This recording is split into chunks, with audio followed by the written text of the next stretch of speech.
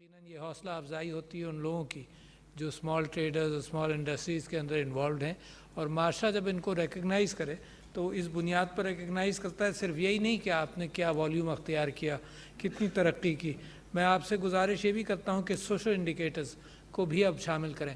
دنیا کے اندر یہ بات اب طے ہو گئی کہ جو ملٹی نیشنلز ہیں وہ پہلے صرف سٹیک ہولڈر یعنی جو انویسٹر تھا اس کے پروفٹس کو دیکھتے تھے، ماحولیات کے حوالے سے، لیبر کے حوالے سے، قانون باہر سے لگتا تھا مگر اس کو ان کی کوئی فکر نہیں تھی۔ مگر ایک ریولوشن آیا ہے پچھلے 10-15-20 سال میں جس میں گریننس اور CSR کے حوالے سے کہ سوشل رسپانسبلٹی کیا ہے، تو اس کے 4-5 نکات ہیں جو میں سمجھتا ہوں کہ آپ سب اپنے گھروں کے اندر، اپنے چھوٹے چھوٹے کاروباروں کے اندر، بڑے کاروبار کے اندر اس کو امپلیمنٹ کر سکتا ہے۔ پہلا اصول تو یہ ہے کہ آپ کا کاروبار منافع کے لیے ہے، وہ بالکل جائز ہے، اس میں کوئی زیادتی اور کمی کی بات نہیں ہے۔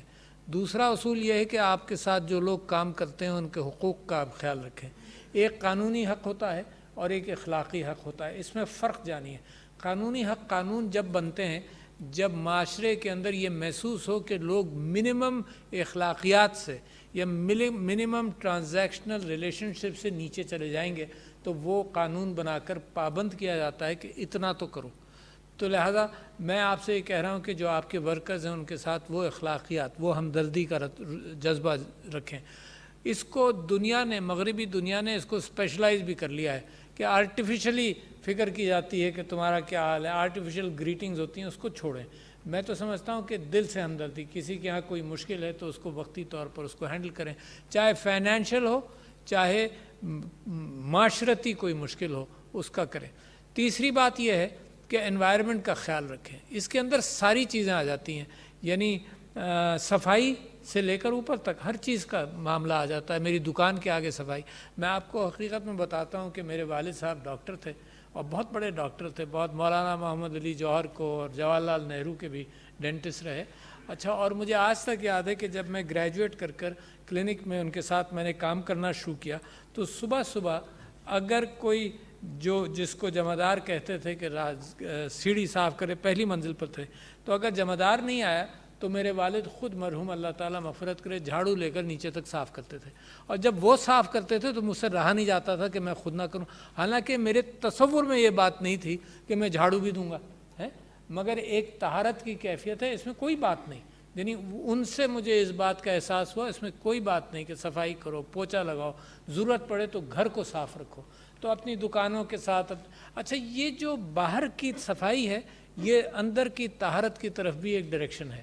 تو میں یہ سمجھتا ہوں کہ یہ پھر ماحولیات کے حوالے سے میں نے آپ سے کہا، پھر مستقبل کے حوالے سے کہ کوئی کاروبار ایسا نہ ہو جس میں مستقبل قوم کا، ملت کا کسی انداز سے اس کے اوپر کوئی آنچ آئے۔ اس کے اندر دیانتداری کا ذکر ابھی کر رہے تھے ہمارے بزرگ، ابھی کر رہے تھے کہ مسلمانوں کے ہاں سب سے بنیادی چیز دیانتداری ہے کاروبار کے اندر۔ اچھا، یہ دنیا کے اندر ناپید تھی مگر اب ہے۔ یہ دیانتداری کا جذبہ، یہ مغرب کے اندر اگر تجارت اور ٹریڈ اور کامرس بہتر ہوئی ہے تو اس وجہ سے بھی بہتر ہوئی ہے کہ انہوں نے ریلیشن شپس میں دیانتداری رکھی۔ اس بات کا امکان نہیں ہے کہ آپ بددیانتی کے ساتھ کوئی ریلیشن شپس لمبی چلا سکیں۔ اس بات کا امکان نہیں ہے کہ کہیں چوری ہو رہی ہو اور دوسرا گاہک آپ کو دوبارہ ٹرسٹ کرے۔ اور میں جانتا ہوں کہ جب میں پہلی مرتبہ امریکہ گیا تو دیانتداری کا یہ عالم تھا کہ اگر کوئی، میں کال بک کرتا تھا 10 گھنٹے میں کال ملتی تھی، اس زمانے میں گیا تھا، تو اگر کال خراب ہو اور آپ صرف یہ کہہ دیں کہ کال خراب ہوئی تھی تو آپ کو پیسہ ریفنڈ کر دیتے، کوئی تحقیقات نہیں ہوتی تھی۔ یہی اس وقت بڑے بڑے سپلائرز نے، امیزون، سب نے یہ کیا کہ آپ کے پاس مال چلا گیا، اگر آپ کو پسند نہیں آیا آپ واپس کر دیے، وہ کاسٹ آف ڈوئنگ بزنس میں آ گیا، بجائے اس کے کہ کلائنٹ کے ساتھ بحث ہو اور مباحثہ ہو کہ واپس نہیں ہوگا، تم نے توڑ دیا، تم نے یہ کر دیا، کوئی بات نہیں، کاسٹ آف ڈوئنگ بزنس میں آپ نے کلائنٹ کو رکھا۔ دنیا کو مزید ضرورت ہے دیانتداری کی، دنیا کو اخلاقیات اور ایتھکس کی ضرورت ہے، دنیا کو انسانی ہمدردیوں کی ضرورت ہے۔ اس وقت جو غزہ کا آپ نے حال دیکھا یا مسلمانوں کا ہندوستان میں اور کشمیر میں دیکھیں، اس سے تو مجھے اور آپ کو نا امیدی ہوتی ہے کہ جب چھپ کر یہ کام ہوتا تھا، مثال کے طور پر اگر 60 لاکھ یہودیوں کا قتل ہوا تو کم سے کم ٹائم لگتا تھا لوگوں کو پتہ چلنے میں کہ اتنے لوگ مارے گئے۔ جب چنگیز خان اور ہلاکو خان نے سب کچھ تباہ کیا مڈل ایسٹ کے ایریا کے اندر، تو 6 مہینے بعد ہندوستان میں اطلاع آئی کہ جی ایک ظالم آیا تھا، اس نے جناب ساری لائبریری جلا دی اور لاکھوں لوگوں کو مار دیا، 6 مہینے بعد۔ تو ہم اور آپ تو یہ امید کرتے تھے کہ اس وقت اگر ویژولز آ جائیں تو انسانی ہمدردی تو ہر گھر کے اندر اور ہر دماغ کے اندر جاگے گی۔ اور مجھے بڑا تعجب اس بات پر ہوتا ہے کہ نہیں، ایسا نہیں ہے۔ انسانیت میں تعصب کبھی کبھی اتنا گہرا ہو جاتا ہے اور نفرت کبھی کبھی اتنی گہری ہو جاتی ہے کہ اس کو ہوتا ہوا ظلم نظر نہیں آتا، جو اس کے سامنے، اس کی نظروں کے سامنے ہو۔ اور میں آپ کو چیلنج کرتا ہوں کہ ہم سب یہاں بیٹھے ہیں، اگر کوئی جانور گاڑی کے پہیے کے نیچے آ جائے تو ہم سب ان کا دل دہل جاتا ہے کہ کیا ہوا ہے، کہیں مر تو نہیں گیا، کتا ہی کیوں نہ آ جائے، کہیں مر تو نہیں گیا۔ تو میں آپ سے یہ کہہ رہا ہوں کہ اس وقت دنیا کو جس چیز کی ضرورت ہے وہ دیانتداری، ہمدردی کی سخت ضرورت ہے۔ ویسٹڈ انٹرسٹ کے اوپر دنیا اس وقت قائم ہے۔ میں اور آپ پاکستان کے وہ لوگ جنہوں نے امید لگائی تھی کہ کشمیر کا معاملہ اقوام متحدہ میں چلا گیا اور حل ہو جائے گا، ان کی امیدیں بھی پاش پاش ہوئیں، کیونکہ جس کی لاٹھی اس کی بھینس پر کام چل رہا ہے۔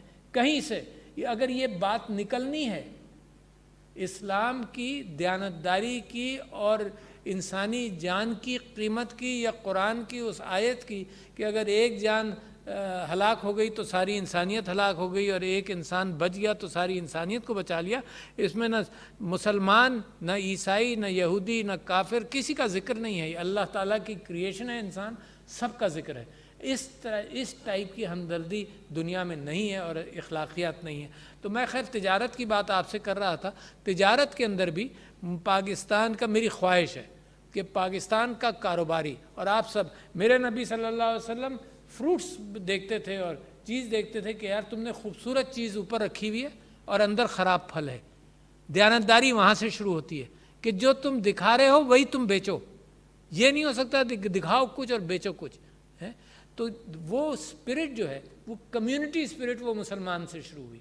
یہ جو آرگنائزیشنل، اسٹیٹ آرگنائزیشن اور قانون اور ٹیکسز، یہ تو بعد میں آئے۔ یہ تو جذبہ مدینہ ہجرت کرتے ہی یہ جذبہ جب دیکھا گیا کہ جی یہ لوگوں کی خیرات اور لوگوں کی زکوٰۃ اور لوگوں کے یہ سوشل کانشسنس، تو پھر اس کے لیے قانون بنے۔ ورنہ تجارت سبھی کرتے تھے، اسمال اینڈ بڑے تاجر، حضرت ابوبکر چھوٹی تجارت کوئی کرتے تھے، حضرت عثمان بڑے تاجر تھے، بی بی خدیجہ بڑی تاجرہ تھیں۔ تو لہٰذا تجارت، یعنی یہ انسانیت جب سے ریکارڈڈ ہسٹری ہے۔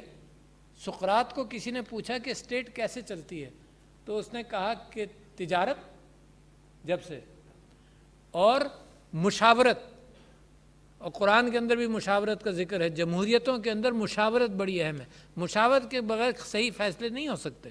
تو تجارت، مشاورت، اور پھر اس کو کسی نے پوچھا کہ اس کے بعد، اس نے کہا کہ اس کے بعد ایک جذبہ اور ایمان، ریاست چلتی ہے جذبے اور ایمان سے۔ یہ پاکستان کی ریاست جو ہے نا، یہ ہمارے اور آپ کے جذبوں اور ایمان سے زیادہ چل رہی ہے۔ ورنہ تو آپ حال دیکھیے کہ معاشی مشکلات اور یہ معاملہ مسلسل چلتا ہے۔ تو آپ سے جب یہ بات کا آپ سے گزارش کر رہا تھا، تو میں نے ایک بات کمپیئر نے اچھی کی۔ اس نے کہا کہ جب بھی ہم یہاں آتے ہیں تو میں یہ بات کی درخواست آپ سے کرتا ہوں کہ عورتوں کو انوالو زیادہ کریں۔ اس وجہ سے کریں، سب سے بڑا آئیکن بی بی خدیجہ کی تجارت، اس سے زیادہ، اس کے ساتھ ساتھ اس سے کم، زیادہ تو ہو ہی نہیں سکتا، اس سے کم یہ کہ قائد اعظم نے بھی یہی کہا کہ عورتوں کو انوالو کریں۔ یہاں پتہ نہیں کیوں ہم بیٹوں کو اور سب کو، بھتیجوں کو انوالو کرتے ہیں، عورتوں کو اور بہوؤں کو انوالو نہیں کرتے۔ معاشرے کی ذمہ داری ہے کہ عورتوں کو ہراسمنٹ سے پروٹیکٹ کیا جائے۔ سب سے اچھا ہراسمنٹ پروٹیکشن ادارہ تو آپ کی دکان ہے نا، سب سے زیادہ سیف وہی ماحول ہے۔ تو وہاں ان عورتوں اور بچیوں کے ساتھ ان کے ماحول کے اندر ایک تبدیلی لائیے۔ دنیا میں ہو نہیں سکتا کہ عورت کاروبار کے اندر، اسمال اینڈ میڈیم انٹرپرائزز کے اندر نہ ہو اور کاروبار چلے۔ یہ پاکستان کے اندر کہا کہ 50 لاکھ کے بعد جتنی تقریباً ایس ایم ایز ہیں، معیشت کا چائنا کے اندر 70% برڈن از اے اسمال تاجر۔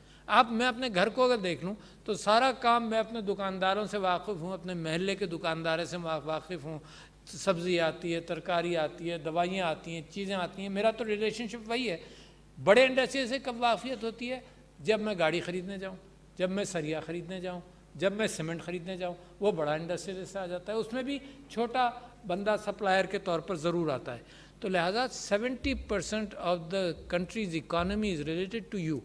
تو لہٰذا آپ ہی سے میری اپیل ہے، آپ ہی سے میری درخواست ہے.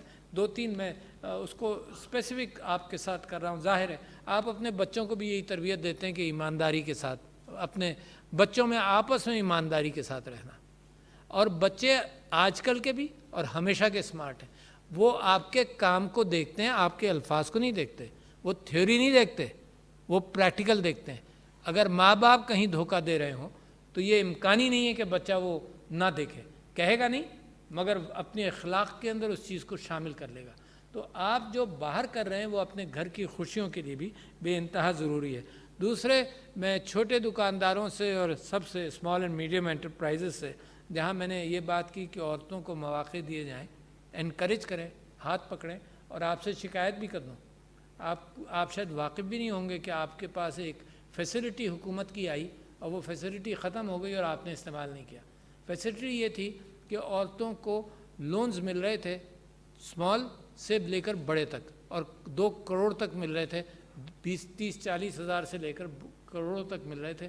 اور بینکوں نے مجھ سے یہ کہا، یہاں پر کئی مرتبہ میں کہہ چکا ہوں کہ 5% بھی وہ لونز ایڈریس نہیں ہوئے، 5% بھی نہیں ہوئے. پتہ ہی نہیں تھا آپ کو؟ کوئی کسی کو پتہ تھا تو ہاتھ اٹھا کر بتائے، نہیں پتہ تھا تو کیوں نہیں پتہ تھا؟ آپ اسلام آباد اگر اسمال ٹریڈرز کا چیمبر ہے تو آپ کا فرض بنتا تھا کہ عورتوں کے لیے، یعنی بینکس نے یہ کہا کہ ہم عورتوں کے چھوٹے چھوٹے کاروبار کی فیزیبلٹی بنا کر مفت دینے کو تیار ہیں، مگر آئیں تو صحیح ہے. تو جب حکومت کر رہی ہوتی ہے تو آپ سو رہے ہوتے ہیں، جب کر رہی ہوتی ہے تو دیٹ از دا ٹائم. یہ عورتیں جو اتنی آگے آئیں ان کے لیے یہ فرض بنتا ہے کہ اس کو پکڑیں. دوسرے، اسکل ڈیولپمنٹ پر بھی توجہ دیں. یقیناً اسمال اینڈ میڈیم انٹرپرائزز کے اندر اسکل ڈیولپمنٹ ہوتا ہے. اسلام آباد کے مارکیٹس کے اندر میں گیا تو ہم نے چیمبرز کو بلایا، بڑے چیمبر کو بھی بلایا. آپ سے بھی درخواست کرتا ہوں کہ ایکسیس آف ڈسیبلڈ پیپل آپ ضرور اہتمام کریں. کبھی نہیں ہو سکتا. مارکیٹس ایسی بن گئی ہیں جو اونچائی پر ہیں، سیڑھیاں اتنی اسٹیپ ہیں کہ وہاں نہیں بن سکتا، مگر ایک مارکیٹ کے اندر کہیں ایک طرف سے تو انٹری بنا سکتے ہیں ریمپ کی، تاکہ ڈسیبلڈ لوگ آ سکیں. یہ لوگ بوڑھے ہو جاتے ہیں تو ڈسیبل ہو جاتے ہیں، کوئی جوانی میں ڈسیبلڈ ہوتے ہیں تو ان کو یہ ہے معاشرے کے ساتھ ہمدردی، یہ ہے اللہ کی برکت کے راستے. یعنی کووڈ کے اندر اگر آپ نے یہ فیصلہ کیا تھا کہ ہم دکانیں اور مارکیٹیں نہیں بند کریں گے کیونکہ یہاں لوگ بھوکے مر جائیں گے، تو اللہ کی برکت شاید اس فیصلے کی وجہ سے آئی ہو. تو اللہ کی برکت، جیسے زکوٰۃ جو دیتے ہیں، سبھی دیتے ہیں آپ ماشاءاللہ، جو زکوٰۃ پہلے نہیں دیتے تھے اور دینا شروع کرتے ہیں تو بہت سارے مجھ سے کلیم کرتے ہیں، زندگی بھر میں سنتا رہا ہوں کہ جب سے میں نے زکوٰۃ دینا شروع کی ہے، جب سے اللہ کی برکت کاروبار میں آ گئی. تو اللہ کی برکت کے راستے کمیونٹی ہمدردی ہے. میرے نبی صلی اللہ علیہ وسلم کا میں ہمیشہ کلیم کرتا ہوں کہ اصل ان کا مشن سارے نبیوں کا کمیونٹی ہمدردی سے شروع ہوا، ریاست سے نہیں شروع ہوا. شاید حضرت سلیمان کو اللہ تعالیٰ نے ریاست فراہم کی، حضرت یوسف کو بعد میں ریاستی ذمہ داریاں دیں، مگر کمیونٹی کانشسنس سے شروع ہوا. حضرت عیسیٰ لوگوں کو فیڈ کرنا. قرآن الف لام میم کے جو سورہ ہے اس کے اندر مما رزقناہم ینفقون، کہ جو تمہیں اللہ رزق دیتا ہے وہ اس کو تم لوگوں کو کھلاؤ، کھانے میں جو دیتا ہے. ہم یہ سمجھتے ہیں، دنیا سیکولر دنیا یہ سمجھتی ہے کہ سب میرا ہے، سب آپ کا نہیں ہے. آپ امانت لے کر جا رہے ہیں، اس امانت کو اگر ہمدردی کے ساتھ اس کے معاشرے کے اندر کمیونٹی کانشسنس کے ساتھ چلیں گے تو اللہ برکت بھی دے گا اور خوشیاں بھی گھروں کے اندر زیادہ آئیں گی. مال و دولت جمع کرنے والے گھر جو صرف ہوتے ہیں وہاں شاید اتنی خوشیاں اللہ نہیں دیتا جتنا اس انداز سے دیتا ہے. تو میں آپ سے یہ ذکر کر رہا تھا کہ ایک تو اس کا خیال رکھیں، پھر یہ بھی خیال رکھیں کہ آپ ایلیٹ ماشاءاللہ یہاں بیٹھے ہوئے، کچھ غم کرو اس بات کا کہ 2 کروڑ 80 لاکھ بچے اسکولوں کے باہر ہیں. کچھ غم کرو اس بات کا کہ جناب صحت کے اعتبار سے پاکستان کے اندر جو نیچرل چیزیں تھیں وہ ہم نے چھوڑ دی، طہارت کم کر دی، کمیونیکیبل ڈیزیز کا اس سے تعلق ہے، میل نیوٹریشن ہے، مائیں بچوں کو چھاتی کا دودھ نہیں پلاتی تو اس کی وجہ سے میل نیوٹریشن ہے، سٹنٹنگ ہے. بہت ساری چیزوں میں دنیا کی ایڈ کی ضرورت نہیں ہے. پتہ نہیں کیوں ہماری ذہن کے اندر آ گئی کہ پیسے کی کمی ہے. یوں نہیں ہو سکتا، کوئی پیسے کی کمی نہیں ہے. اگر کردار بدلنا ہے تو پیسے کی ضرورت ہے کیا آپ کو؟ اگر گھر سے اسلامی تعلیمات لے کر چلنی ہے تو پیسے کی ضرورت ہے. اگر اخلاقیات بہتر کرنی ہے تو پیسے کی ضرورت ہے. اگر مینٹل ہیلتھ کے حوالے سے گھر کے اندر ذہنی صحت جس کا بوجھ بہت بڑا ہے پاکستان کے اندر، آپ خودکشیاں دیکھتے ہیں، آپ پتہ نہیں کیا کیا دیکھتے ہیں، لوگ دوائیاں کھا لیتے ہیں ٹرینکولائزر اتنی آرام سے، اس کا کیا ایڈ سے رشتہ ہے؟ یہ سب چیزوں کا رشتہ میرے اور آپ کے ذہن سے ہے. اگر درگزر والا معاملہ جو پاکستان کی سیاست کے اندر میں کب سے شور مچا رہا ہوں، ایک دوسرے کو درگزر کرو تو ایڈ کی ضرورت ہے کہ درگزر کرو. اگر ٹیکس دینے کی بات ہے کہ ایلیٹ کو ٹیکس کرو، مسلسل اخبار میں پڑھتے ہیں کہ جی آئی ایم ایف کے صدر کہہ رہا ہے کہ جی ایلیٹ کو ٹیکس کرو. کمال ہے یار. میرے نبی صلی اللہ علیہ وسلم جب سے کہہ رہے ہیں کہ کرو، یعنی پاکستان جب سے بنا ہے کہ ٹیکس تو دو، تم ایلیٹ کو ٹیکس نہیں دیتے، دنیا میں بھیک مانگتے پھرتے ہیں. تو دیکھو میں آپ سے یہ کہہ رہا ہوں، میرا زمانہ عرصہ کچھ چند مہینوں کا رہ گیا ہے، مگر میں آپ سے درخواست کرتا ہوں کہ اگر یہ چھوٹا سا گروپ بھی ان باتوں کو اگر سمجھ لے تو یہ کام چھوٹے گروپ سے بھی چلتی ہے اور بڑوں تک پہنچتی ہے. اس قوم کو بدلنے کے لیے، اس قوم کی ہمت افزائی کے لیے، اس قوم کی طاقتوں کو پہچاننے کے لیے، اس قوم کی بات کو پہچاننا کہ دنیا کی چھٹی بڑی 5ویں بڑی قوم ہے، اس کے اندر اگر تبدیلی اس قوم کے اندر آ گئی تو دنیا کے اندر تبدیلی کا امکان ہے. اور تبدیلی is definitely not related to money. Money بعد میں آتا، آپ کے پیچھے بھاگے گا پیسہ. اگر آپ کی اخلاقیات اور آپ کا ویژن بہتر ہو تو دنیا کے پیسہ آپ کے پیچھے بھاگے گا. یعنی بہت سارے ممالک ہیں، نائجیریا مثال کے طور پر، کب پتہ نہیں کب سے وہاں تیل کی اتنا اربوں ڈالر کا تیل وہ ہر سال، مگر حالات خراب ہیں کیونکہ لیڈرشپ امانت دار نہیں ہے. میرے نبی صلی اللہ علیہ وسلم کی سب سے بڑی بات جب انہوں نے پیغام دیا مذہب کا، اللہ کا، تو انہوں نے کہا کہ اگر میں تم سے کہوں کہ پیچھے فوج ہے تو یقین کرو گے؟ تو لوگوں نے کہا کہ ہاں، کیونکہ آپ امین ہیں. صدر ڈاکٹر عارف